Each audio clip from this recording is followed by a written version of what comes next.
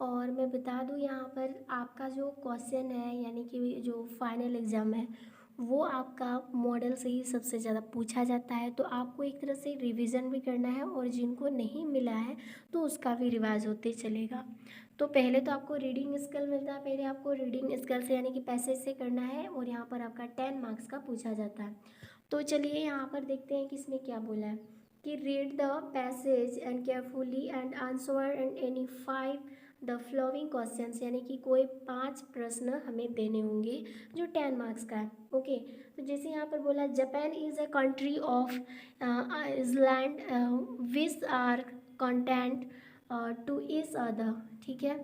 और यहाँ पर बोला it is famous for industries, ठीक है। फिर in a short span of time it it's मतलब कि हम बोल सकते हैं यहाँ पर established various types of industries. फिर देयर टेक्नोलॉजी इज़ एडवांस्ड, फिर there electronic goods are used all over the world, यानी कि वर्ल्ड में पूरा क्या चल रहा है, टेक्नोलॉजी का बहुत ज़्यादा यूज़ हो रहा है। ओके, फिर आगे बोला people of Japan are very healthy, मतलब कि जापान के लोग बहुत ज़्यादा मतलब हेल्थी रहते हैं, ठीक है, बहुत ही ज़्यादा।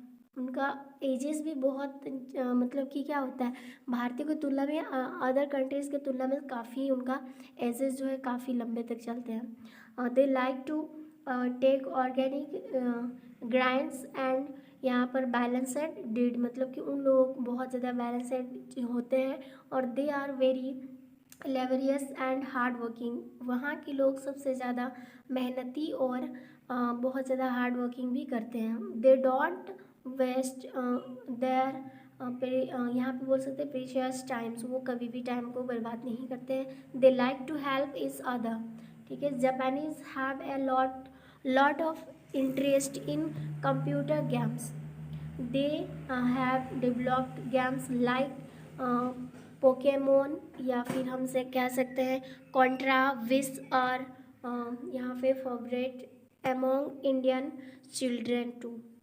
यानी कि यहाँ पर हमें जापान के कुछ मतलब जापान के बारे में हमें कुछ खास बातें बताई हैं।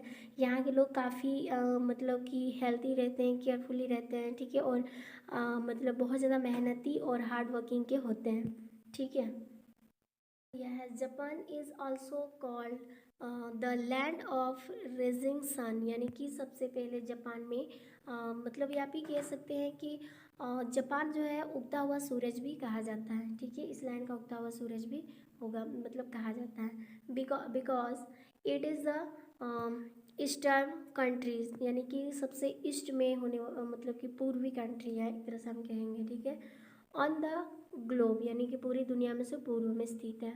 द रेस यानी कि केयर ऑफ द सन फल first on Japan and later on the other parts of the world, यानी कि सबसे पहले सूर्य की रोशनी जो है जापान में पड़ती है, उसके बाद अदर देश में भी होती है, ठीक है।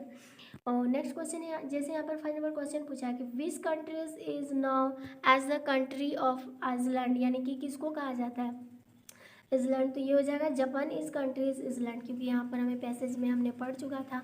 What max Japan famous all over the world, यानी कि क्या बनाने में सबसे फेमस है, तो जापान, ठीक है, यानी पूरी दुनिया में से आगे है। तो जापान फेमस फॉर इंडस्ट्रीज, या their electronic goods are used all over the world, ठीक है, ये आंसर हो जाएगा।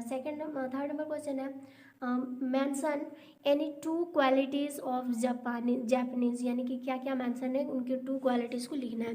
तो पहला है people of Japan are very healthy conscious, और यहाँ पर कह सकते हैं they like to take organic grains and balanced diet, यही था हमारा पैसेज में आगे। फिर बोला they are very laborious and hard working, यानी बहुत ज़्यादा मेहनती और हार्ड वर्किंग के हैं, यही उनकी दो क्वालिटीज़ है जापानीज़ की, ठीक है। और यहाँ पर 4 नंबर क्वेश्चन है कि what Japanese computer games are liked by Indian children, यानी कि कौन सा जापान की गेम्स जो है मतलब हमारे इंडिया के बच्चे जो है सबसे ज़्यादा लाइक करते हैं, ठीक है। तो Japanese have a lot of interesting, यानी कि interest in computer games, they have developed games like this, कैसे लाइक कौन सी, पोकेमोन या फिर Contra, which are favourite among Indian यानी कि अमोंग इंडियन चिल्ड्रेन टू, यानी कि बहुत ज़्यादा इंडियन के बच्चे यही गेम जो जापान का सबसे ज़्यादा पसंद करते हैं, लाइक करते हैं। नेक्स्ट है why Japan is called the land reasoning sun, यानी कि क्यों कहा जाता है जापान को उगता हुआ सूरज। ठीक है, तो पहली बात है कि Japan is also called the land of reasoning sun because it is the eastern countries on the global, यानी कि यही चीज़ यहाँ पर हमें पैसेज में भी दिया है। ठीक है, यहाँ पर आप देख पा रहे होंगे यही चीज़ कि Japan is also called the land of reasoning, यानी कि rising sun because it is the eastern countries. ठीक है, यही चीज़ हमें यहाँ पर भी दिया है।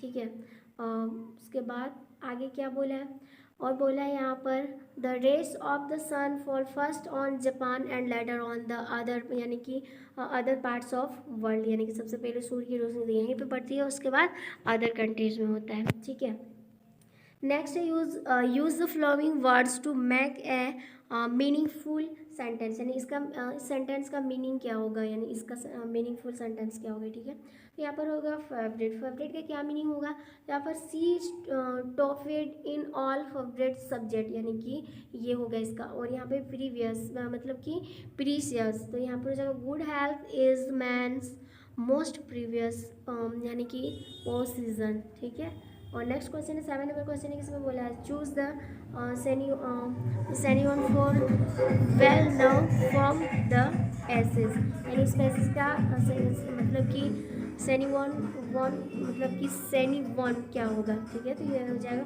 फेमस। ठीक है, सेक्शन बी यानी कि राइटिंग ग्रामर, यहाँ पे हमें राइटिंग ग्रामर करना है और यहाँ पे कुल मिला के मतलब 11 मार्क्स का होगा। और यहाँ पर बोला है क्वेश्चन नंबर 8 इस कंपलसरी है, यानी कि 5% करेंगे।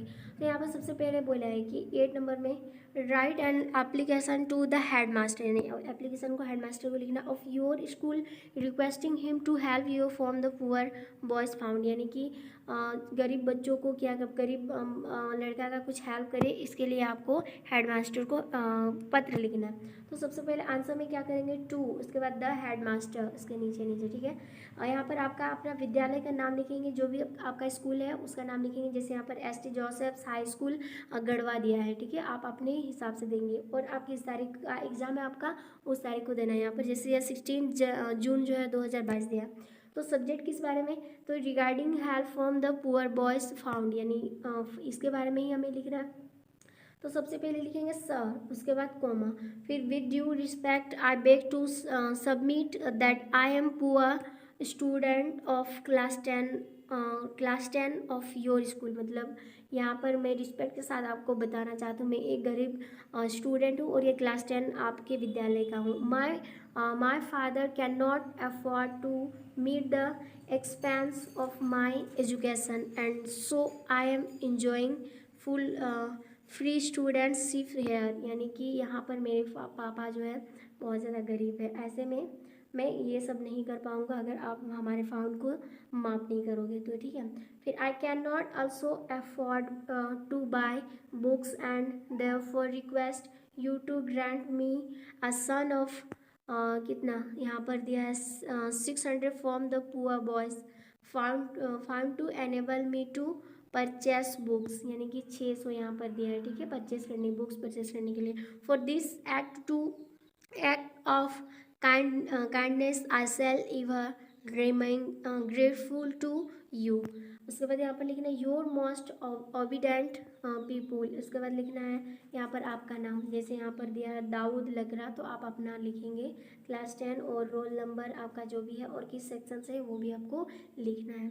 तो इस तरह से आप लिख सकते हो। और नेक्स्ट क्वेश्चन है यहाँ पर और करके, अगर आपको वो चीज़ नहीं आता तो और में आपको ऑप्शन देखने को मिलेगा, यानी कि अगर वो चीज़ नहीं आता तो आप ये चीज़ का इसका आंसर दे सकते हो। जैसे कि यहाँ पे write a letter to your father requesting him to send your money to buy books, यानी कि आप पापा को एक पत्र लिखेंगे जो पैसे भेज के, यानी कि पैसे भेजेंगे आपको बुक्स खरीदने के लिए। ठीक है, तो यहाँ पर आप अपने जगह का नाम लिखेंगे, उसके बाद किस तारीख को करते हैं उसका डेट, फिर आप लिखेंगे डियर फादर। ठीक है, उसके बाद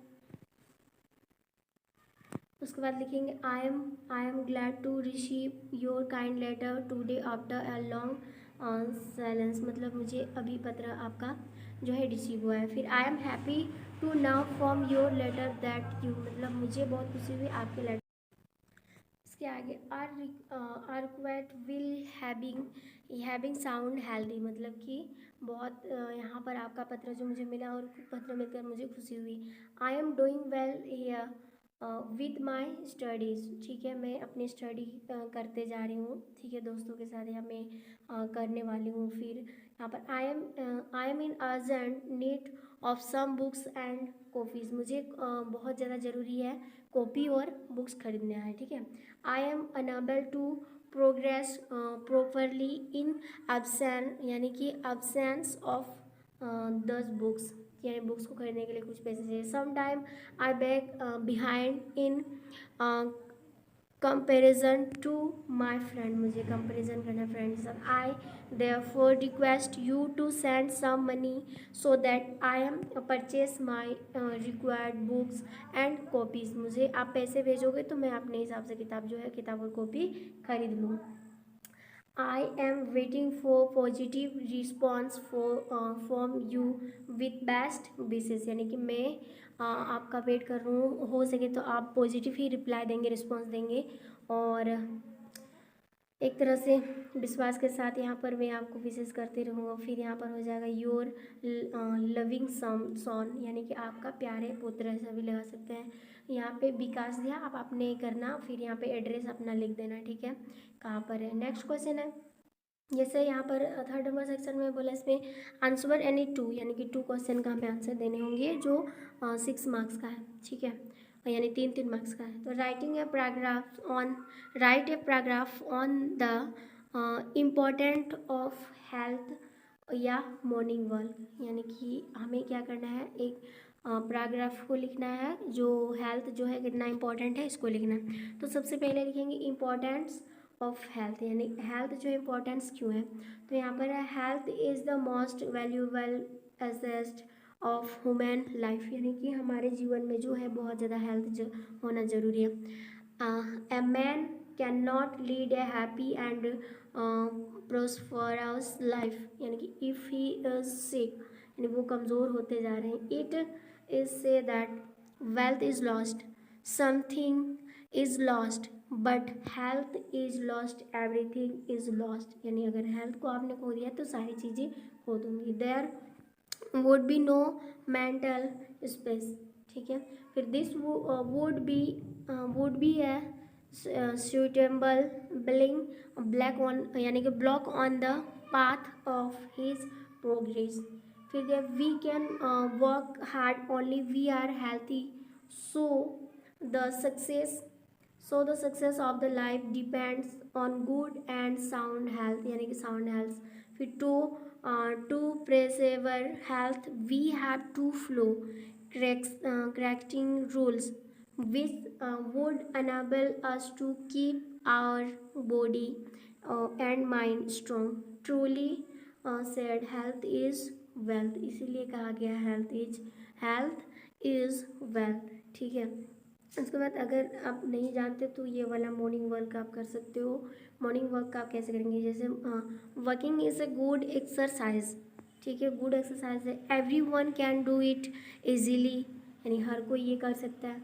इट ब्रिंग एनर्जी, से एनर्जी की जो है वो बढ़ जाती है। We can walk both the time, यानी 2 टाइम भी कर सकते हैं, in the morning and in the evening, 2 time कर सकते हो।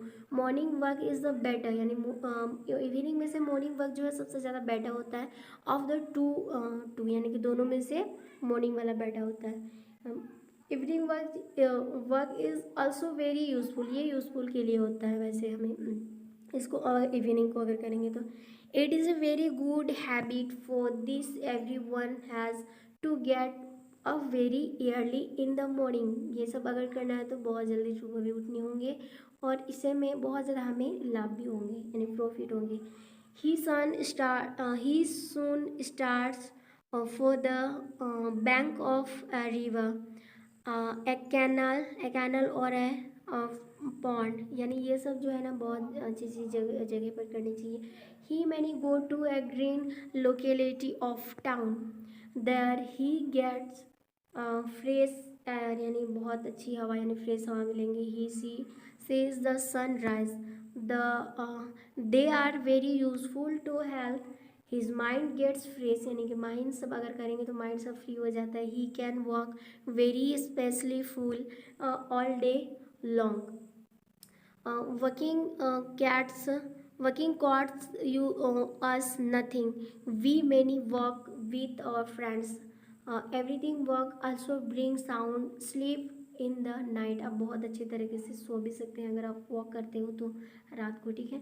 नेक्स्ट क्वेश्चन है 10 नंबर, इसमें बोला है कि you are coming from your school and saw an accident, write a paragraph यहाँ पर लिख सकते हैं डिस्क्रिविंग द सैम, ठीक है। तो यहाँ पर हमें यहाँ पर लिखना है कि I happen to see a very मतलब horrible accident, it occurred last month, it was between a truck and motorcycle, the road was slippery due to rain, a truck was going on the road. Suddenly, a motorcycle overtook it with a great speed. Two young men were on it. The reader could not see the mini truck coming from the opposite direction. He applied brakes, but the motorcycle slipped. The reader and the other student fell off it but died there. I can forget this accident, मुझे ये accident कभी मैं भूल नहीं सकता। Next question है 11 number, fill in the blanks by choosing suitable option given in the bracket, जो हमें ब्रैकेट में दिया है इनको चुनना है। Each of us dash to win, यानी कि हॉप लगाएंगे या हॉप्स लगाएंगे, तो आंसर जो हो जाएगा ईच ऑफ अस, यानी कि यहाँ पर लगा सकते हैं हॉप्स, ठीक है, हॉप्स ये लगाएंगे इसकी खाली स्थान पर। नेक्स्ट है द नंबर ऑफ वर्ड्स, यानी ईज होगा या आर होगा, तो यहाँ पर देखिए यहाँ पर होगा the number of word is होगा, यहाँ पर इज यानी कि क्वेश्चन पूछा जा रहा है, ठीक है। नेक्स्ट है he was so proud that he, उसके बाद क्या लगाएंगे यहाँ पर, कैन नॉट या कुड नॉट, क्या लगाना चाहिए यहाँ पर, तो ये कुड नॉट, यानी कि यहाँ पर हम लगाएंगे कैन नॉट, कुड नॉट नहीं, क्या कैन नॉट लर्न, ठीक है, ये होगा। नेक्स्ट क्वेश्चन है सेक्शन सी में, यहाँ पर 19 मार्क्स का रहेगा और यहाँ पर करना है एनी थ्री आंसर, यानी कि 3 आंसर करना है। यहाँ पर read the passage given below and answer the questions that flow, यानी कि यहाँ पर कुछ पैसेज दिया है, इसको पढ़ के आंसर देने होंगे। तो पहला कि पहला क्वेश्चन है the most fascinating thing of all was the bus that traveled between her village and the nearest town, ठीक है।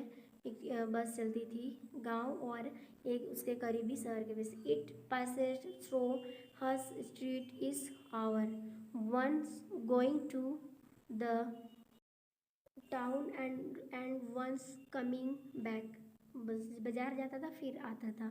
The site of the bus filled its time with a new set of passengers was a source of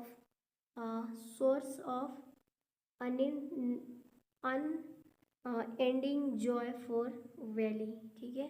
तो इसमें से हमें answer what was the most मतलब fascinating setting thing for वेला मतलब valley, तो यहाँ पर हो जाएगा the most fascinating thing for valley was watching the bus that travelled between her village and the nearest town.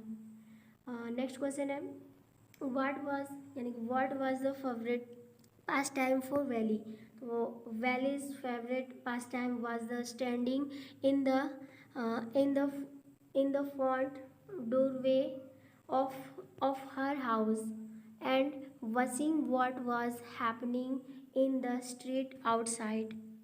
Next question is C number. Choose the opposite of farthest from the passage, तो farthest का हो जाएगा nearest, ठीक है। और यहाँ पर read the extract the answer the flowing questions. Not one respectable or unhappy over the whole earth. So they saw their relating to me, and I accept them. They bearing me tokens of myself. They मतलब evince them प्लाने यानी कि प्लानली in their मतलब कि positions. ठीक है. Next है name the poem from where this extract has been taken. तो ये किसका है? ये एनिमल्स का है. एनिमल्स पोएम का है. ठीक है. नेक्स्ट है सो दैट यानी कि so that serve their relations to me and accept them who are I am them in the line. यानी कि यहाँ पर I refers to poet and them refers to animal. Next question है यहाँ पर which word in the extra means so yearly. तो answer हो जाएगा यहाँ पर पैनली. ठीक है. Next question what are the two qualities of the Caris people. तो यहाँ पर हो जाएगा the people of carriage are friend यानी कि फ्रेंड फायरसली या फिर हम कह सकते हैं independent and brave. Carriage house have a trading यानी कि ट्रेडिशन ऑफ हॉस्पिटलिटी. ठीक है. द कॉरेज मतलब कि रेगिमेंट यानी कि regiment is the most doctored in the Indian army. They feel proud in sharing the courageous tales of their sons and fathers.